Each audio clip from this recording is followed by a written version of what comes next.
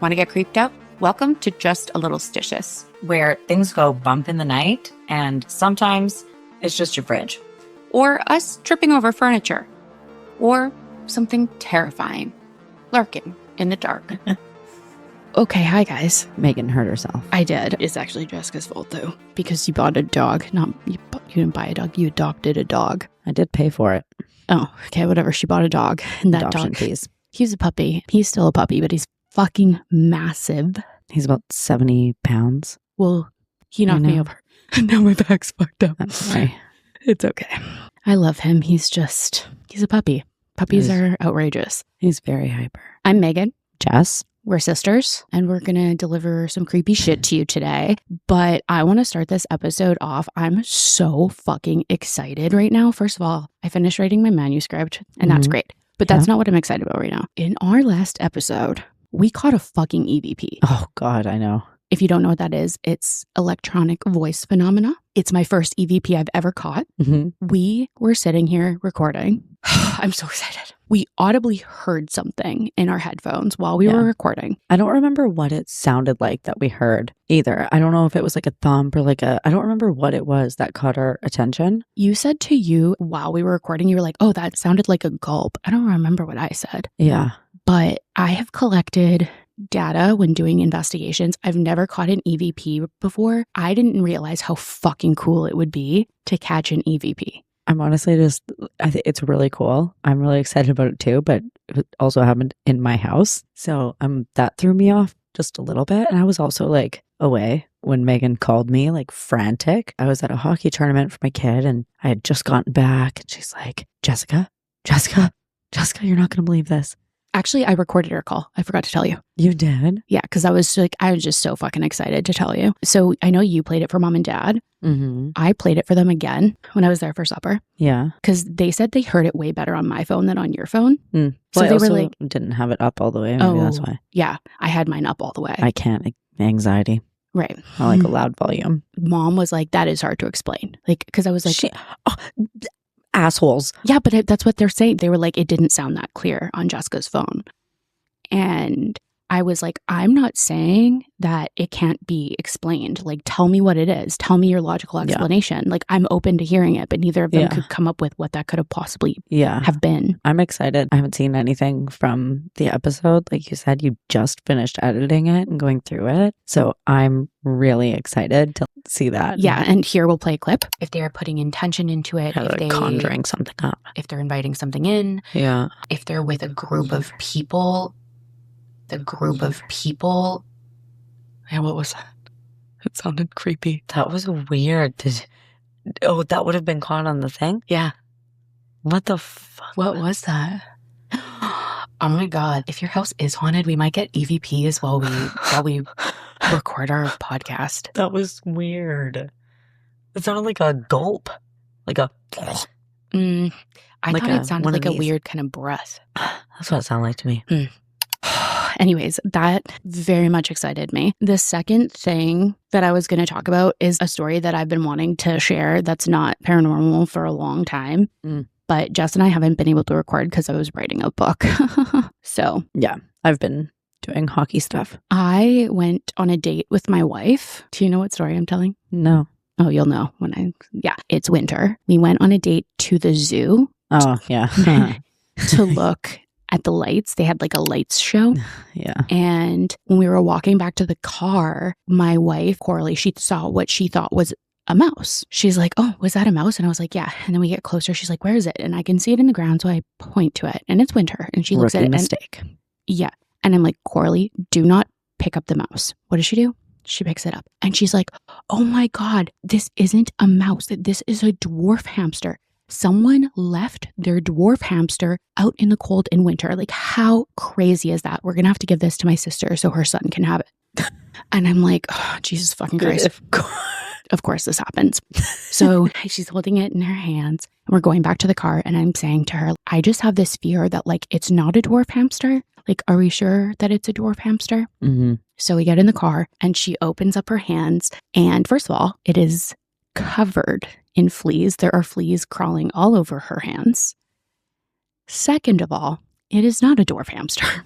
It's what's called a vole. similar to a mole. And I'm like, are you fucking kidding me? Get that thing out of the car now. She's like, it has fleas. I'm like, it's a wild animal you brought into our car. Get it out of our car. And she's like, can we at least go to the store and get it some flea medication and put it in our garage? And I'm like, You can't even say no. I can't say no because first of all, like, You can't say no to that. my wife is obsessed with animals, but also she's autistic. That is like her. It's her tism thing. That's her tism. I just noticed she's like bobbling along here. Haunted doll here. That's her tism. Like she loves animals more than anything on the planet. She knows tons of facts about them. Yeah. And I have to support that. Yeah. But that being said, though, Corley, if you come across something like a rodent, don't give it to my kids. Not for my kids. Yeah. That was my date night. Megan called me in the car. This is going on, and it was, oh my God, it was just the funniest. It was just the funniest phone call. Because, like, you know, when you're telling me this, I'm like, that's shocking. But it's also like, of course that happened. Of course, Corley would find an abandoned dwarf hamster at the zoo. And there was another time just shortly after that, Megan calls me and she's like, guess what we're doing right now? And I was like, what? She goes, we are in the car and we are looking for a raccoon. He was like, injured. I was like, what? And she was like, yeah, Corley's going to get this raccoon and nurse it back to health in our garage. I was like, you can't do that. Well, legally, you cannot. But we would have brought it to somewhere that legally takes care of raccoons. No, she's done that before. Oh, never mind. Yeah. But that is my life. I chose it. It's very funny. So also in our last episode, we ended the episode with me alluding to a haunted, not a haunted doll, but a haunted Elmo. It's called... I don't remember that. Well, it has been like 3 months since we recorded, to be fair. That's true. Because it was January, wasn't it? Was it? Or when? Was it November? Oh, it was November. I think it was November. Yeah. That's been like 5 months. Yeah, because it's March now. Yeah. So if you don't remember what we talked about 5 months ago, Haunted I forgive Elmo. you. Okay. Yeah, it's called the Elmo Kill James doll. Oh, right. So we're going to be talking about some haunted and cursed objects today, and some of them are creepier than others. The Elmo Kill James doll is actually one of the least creepy ones, in my opinion, that I'll be talking about. Well. So in 2005, Fisher-Price released a special edition Elmo doll called Elmo Knows Your Name, and parents could plug it into their computer, put in their child's name, and then Elmo would say their child's name. Oh, yeah. You bought something similar for Lincoln. Yes. When he was a baby, but it was like a dog, and it was a Leapfrog brand. Yeah, Leapfrog. Exactly. Yes, I know exactly what you mean. And you could also put in like your favorite color. Yeah. And personalized phrases. Yeah. Same thing, but like old school, because like... Yeah, of course. Yeah. The Leapfrog one, you don't have to plug into a computer. So it became a nightmare for a 2-year-old named James. Ugh. And his family in Florida. So one day, the Bowmans, that's the last name, changed the batteries. And the Elmo doll started saying something that it was not programmed to say. Oh, no. It started saying repeatedly, kill James, kill James, kill James. In its high-pitched tone, too. I can kill James. I can hear it. That's funny. So Melissa Bowman, she was obviously totally disturbed, freaked out. Yeah. She took the doll away immediately. It ended up getting reported to the local news and kind of blew up.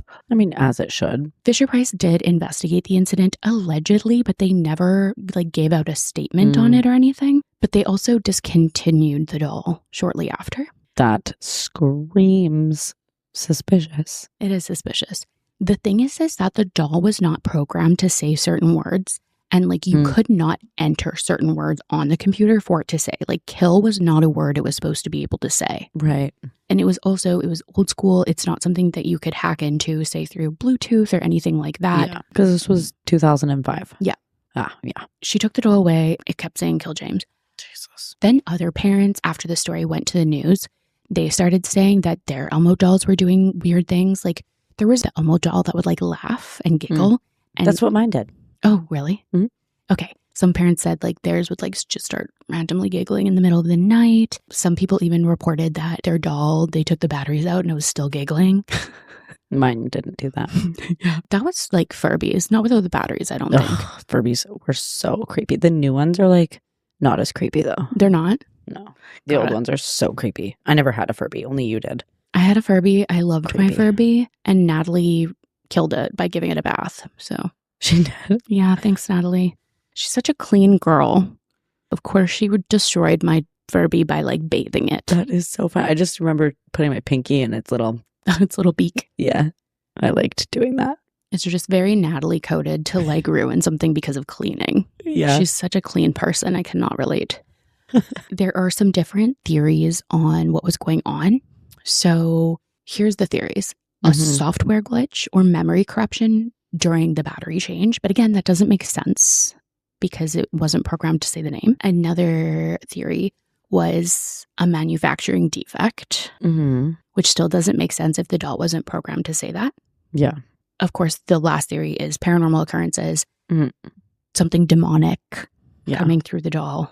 Is it possible that if this doll is programmed not to say certain words, that an employee, That's my theory. you know, like I'm sure Fisher Price has people of all ages and Mhm. backgrounds and everything working for them. They must have a loony. Not only You know? that, I don't even think a loony, but like if I worked at Fisher Price or anywhere for that matter that had a bunch of employees, like I like to pull office pranks on my coworkers. So I would 100% have Mm. Elmo saying like ridiculous things to my coworkers. Like Yeah. maybe it was like one that was like used for a prank and then it went out and no one fixed it. Yeah, it definitely could be. My first thought was this must have been like this is a human error Yeah. was what what I'm thinking. If it's not paranormal, Yeah. I'm gonna go with But can you imagine if like the leapfrog dog that I got your son just started like saying like no. that? Yeah, no. I mean, it would be gone so quick.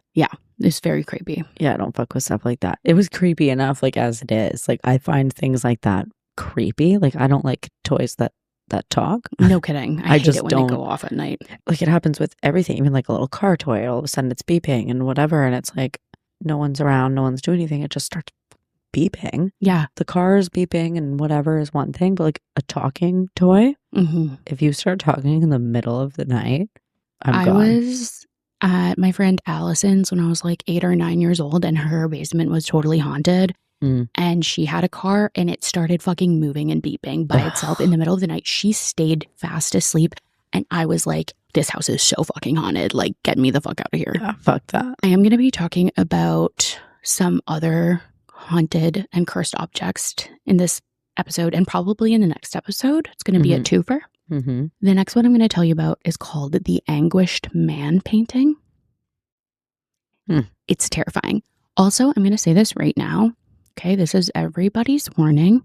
I'm going to be showing photos of these haunted and cursed objects. Obviously, the actual Elmo killed James doll was just a picture from Fisher Price. It wasn't the actual picture. Yeah, like the actual doll. Yeah.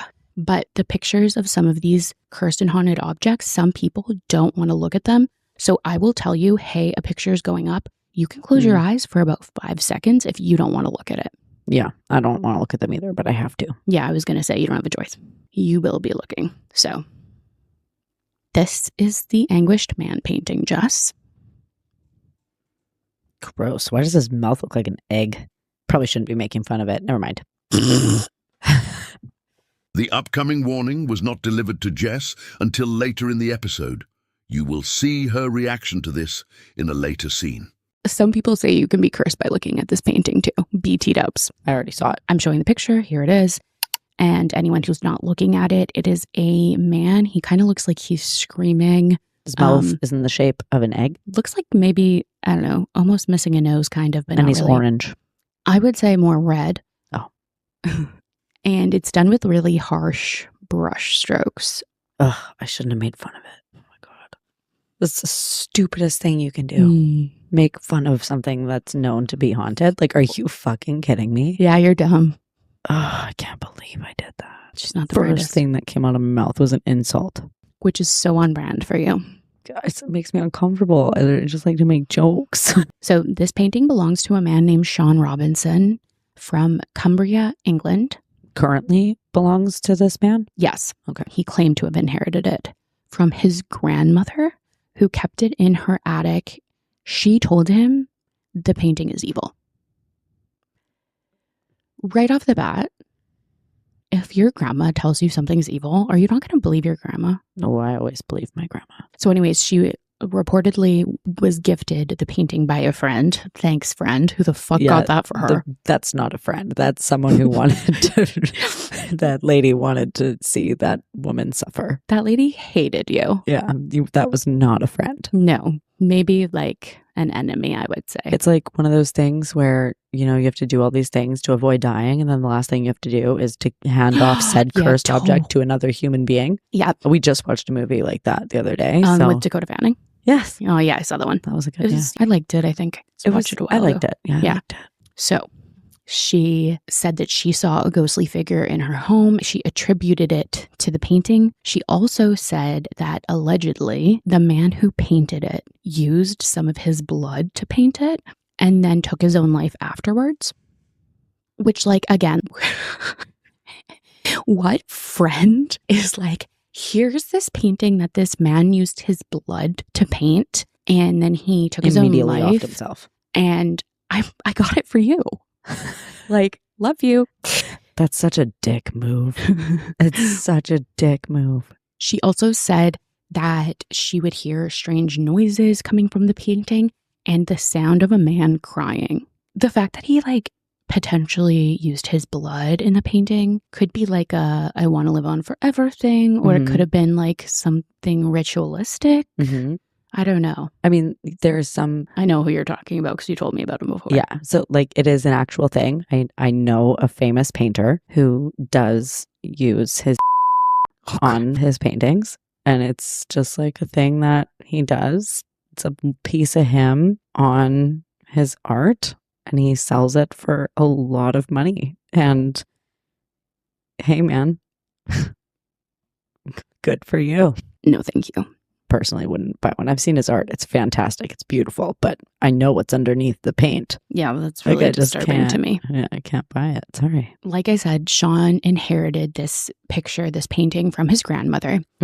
As soon as he brought it into his home, paranormal activity started immediately. He began to experience whispers and screaming at night and the sound of a man crying. Doors slamming on their own. That started happening in his house. There would be cold spots in the room where the painting hung. He and his wife both saw a shadow figure in their home and even began seeing a shadow figure standing at the foot of their bed at night. To me, that kind of sounds like sleep paralysis adjacent, but they didn't mention that they were paralyzed, so... Right. Just like woke up and saw it. Yeah. It appeared to be like a middle-aged man from what they could tell. Ugh, it's so creepy. Multiple paranormal investigation groups investigated the painting. One group in May of 2013 at the Chillingham Castle claimed that the room went ice cold and a large dark figure appeared in the middle of their seance circle. A large wooden bench banged on the floor by itself, then flipped upside down violently. Oh God, that would be so cool to see on an investigation. I was just thinking that'd be a cool thing to catch on camera. I don't know if they had it on camera or not. No, but it would be a lot cooler if they did. Yeah, it'd be a lot cooler if you did. However, the bench being flipped upside down, they believed was actually a spirit that lived in the castle named John Sage, and they felt like he was angry that they had brought in this uninvited spirit through the painting. So he was like, get out of my castle. Right. This is my castle, bitch. I haunt this castle. Like, this is my turf. Sean shared paranormal clips online. Many people begged Sean to get rid of the painting or destroy it, and many paranormal investigators wanted him to sell it to them, but he wouldn't. Also, but though, like, that's sus to me. Like, why? Because he won't sell it? Yeah, like, I'm just saying, like, if someone offered me a sick amount of money for a haunted object, like, am I going to say, well, I feel like anything has a price. I mean, maybe, but like maybe he's just like comfortable. Like he lives okay. He has money and he's like, That's I true. need to keep this because its value is only going to increase. That's true. I'm poor. So, or that makes also sense. like, what if he was like, he's had the painting for a minute. He knows this ghost. He's okay with this haunting. Yeah, I mean, I get that because I have some haunted dolls that I will never sell because I'm attached to them. But anything has a price. I'm just saying. But if you want one, like I sell the ones that I'm not going to keep in my home, but there are certain ones that I don't want to sell because I love them. Yeah. Here is Jess's reaction to being warned about the painting in real time. Some people say that even looking at the painting can curse you. Seriously, Megan? Megan, come on, man. Sorry. You should have said that before you showed everybody. Yeah. Every single person who did not close their eyes just had the same reaction that I just had. They're Okay. like, fuck you. I'm going to put this in earlier. No. No. Yes. Some people say you can be cursed by looking at this painting too. BT dubs. I already saw it. So anyway, I've seen spots. Like, I swear to God. I think it's from the ring light. I don't know. But some people have reported feeling dizzy or watched from looking at it. Some paranormal YouTubers and TikTokers have also tried to summon the spirit of the painting while viewing it. Some believe it's a demon attached to the painting and not the spirit of the painter. See, this is what's interesting. I showed it to you and I feel like you didn't have much of a reaction other than saying his mouth looked like an egg. You know what? I am so upset with you right now. You always are. It's fine. But when I looked at it for the first time, I felt super uncomfy.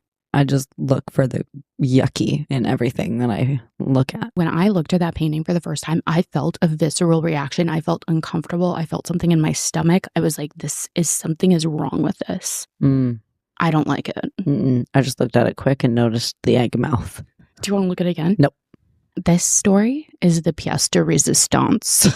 La pièce de résistance. Show off. Now I'm going to tell you about the Tallman bunk beds. And this story is honestly fucking creepy. I have bunk beds in my house. I don't know if I want to hear it. Where'd you get them from, IKEA? Yes. Okay, you don't have to worry. They're safe. You're fine. The worst thing you have to worry about is like manufacturer error or builder error, which was my wife. put the bunk beds together and Natalie helped. I was supposed to help and then I left. So Natalie showed up. I'm sure it's fine. So Alan and Debbie Tommen were a working class couple in Wisconsin. Debbie was a housewife and Alan was a shift supervisor at a manufacturing plant. Just your regular Very boring couple. Yeah. They moved into their dream home on April 13th, 1986, and they thought they would live there for a long time. They were super excited to move in. They never released the name of their children that they had. Fair. But they had a 7-year-old son, a 1-year-old daughter, and Debbie was pregnant at the time. I will say, before they ever purchased the bunk beds, they did have a babysitter in their home who said that she saw a chair move in the house, indicating that potentially this house was already haunted. Yeah. And the son later confirmed that this happened. In February 1987, the Tommens bought a used wooden bunk bed from a secondhand furniture store. I think that wooden furniture, wooden anything, has more potential to be haunted because in my brain, it absorbs things. Yeah, just like I think water that makes sense. can be, if you put a piece of wood on a puddle, it's going to absorb it's the water. like So I porous. just feel like They say the same about limestone, and that's why limes? Limestone, it's stone. Places that were built with limestone, a lot of them seem to be haunted. Yeah, they can just like suck a spirit right up. Yeah. Here's a picture of the bunk beds. Close them eyes if you want to. Initially, they stored the bunk bed in their basement, and immediately after bringing it into the house, their children started getting sick all the time. Oh. Coincidence? Who knows? Your children are sick all the time. Every child I know is sick all the time. My kids just like to take turns. Yeah, so I don't know. Is that a coincidence? Potentially. In late May of 1987, the bunk bed was moved upstairs into the children's bedroom. At this point, I believe that Debbie had had the third child. So there was now I think he was 8, their 8-year-old son. They had had their daughter, and then they had a baby who's also another daughter. The first night that they had moved it upstairs, their son was sleeping in a bedroom right next door to the bunk bed. Okay. He had his parents' old clock radio in his bedroom, and in the middle of the night, it started like acting sporadically, and he could see the dial moving by itself. That's the creepiest thing. Yeah. So he ran out to his parents. He was so scared. He's telling them what's happening. They don't believe him. They took the radio away. They're like, you're causing a ruckus. Especially parents in that day and age. Like, it's the 80s. They're like, you're causing a fucking ruckus. Go back to bed. Yeah. You're scared? That's nice. Go back to bed. Yeah.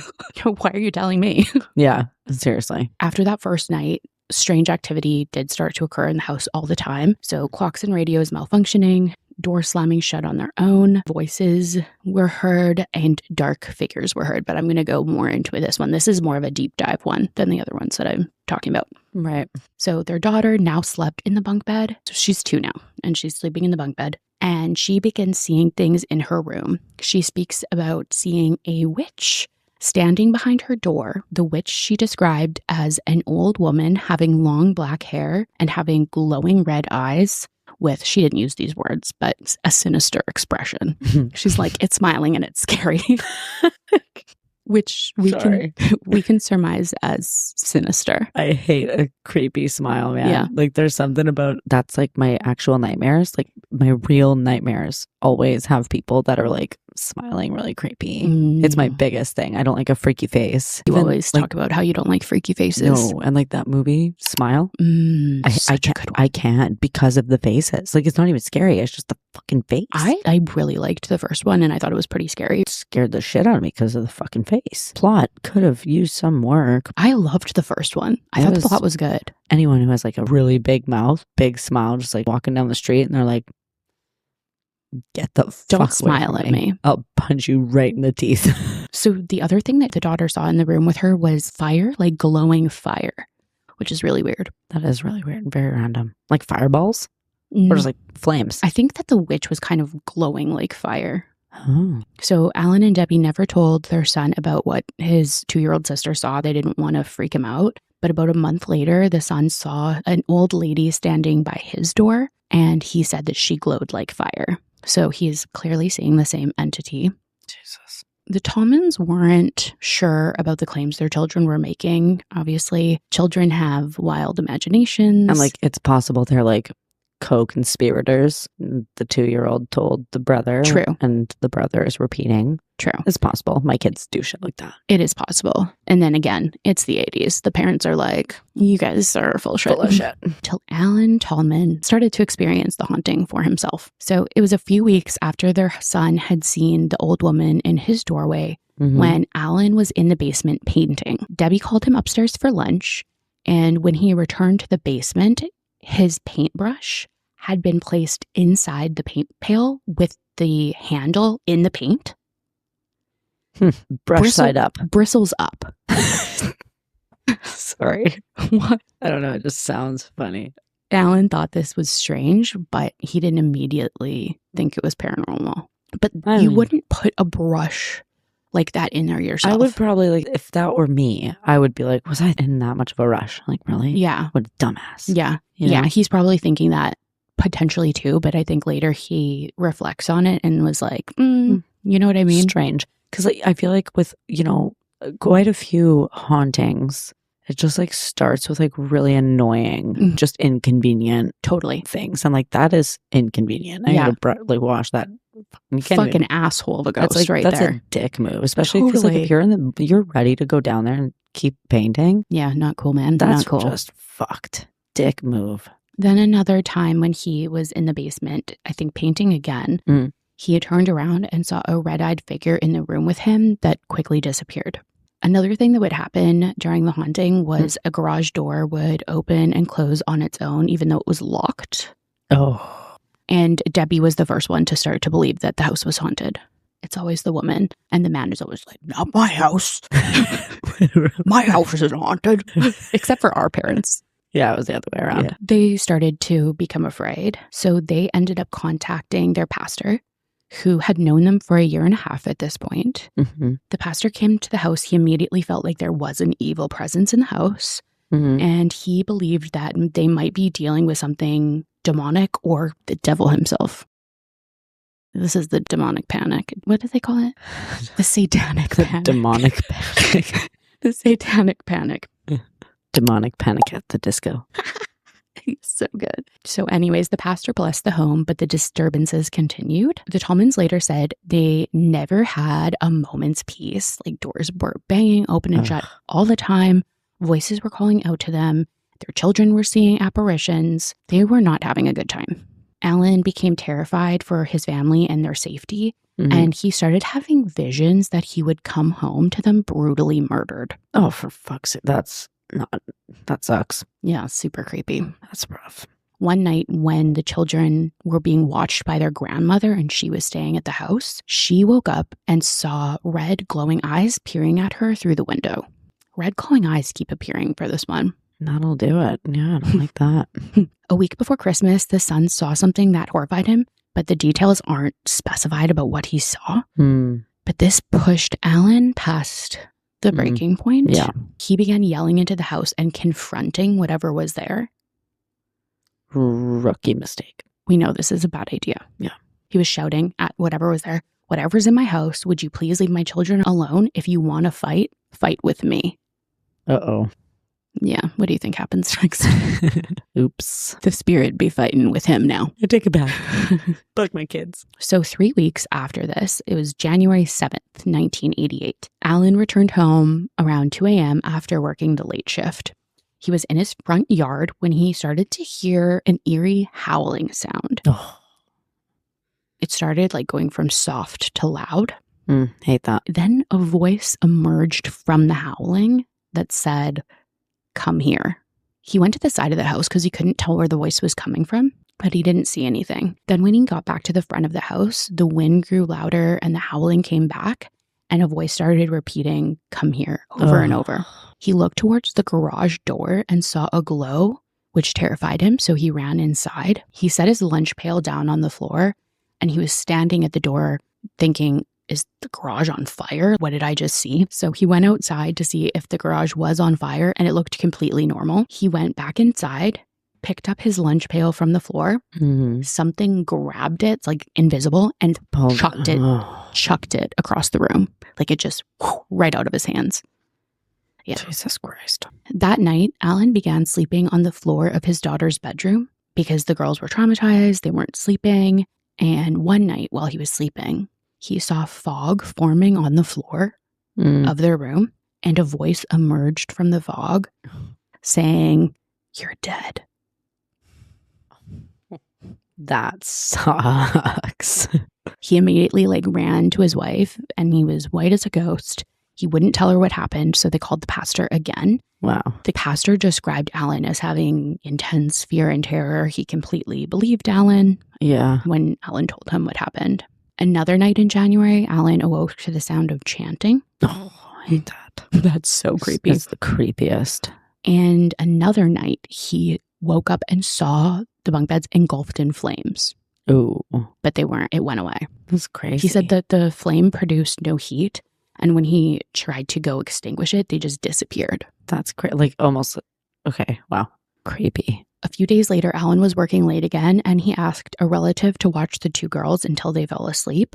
The relative was a complete skeptic. And that night, the relative saw the same thing Alan had described, the fog. Wow. He ran and told Debbie, and then Debbie was past her breaking point, and she's like, grab the baby. She grabbed the 2-year-old, grabbed the 7-year-old or 8-year-old, and they got out of the house. Yeah. And they fled the house that night, never went back. I mean, they went back to get their stuff, but they never stayed another night in the house. Yeah, I don't blame them. 2 weeks after fleeing the house, Alan took the bunk bed outside and burned it. The Tallmans moved to another city. They never experienced paranormal activity again. Wow. The new family who moved into the house reported no paranormal experiences. The reason this case became widely known, it was featured on Unsolved Mysteries in 1988. Oh, okay. And it became one of the first haunted furniture cases broadcasted nationally. Cool. However, this is why I believe this one. All of the ones we tell, it's not that I don't believe them, but some I read about or I watch documentaries and I'm like, I believe this for sure. Yeah. The Tommens refused to profit from the story. They avoided interviews and media attention. On the show, their faces were blurred. Their names were changed. No one knew who they were at the time, but locals still recognized them.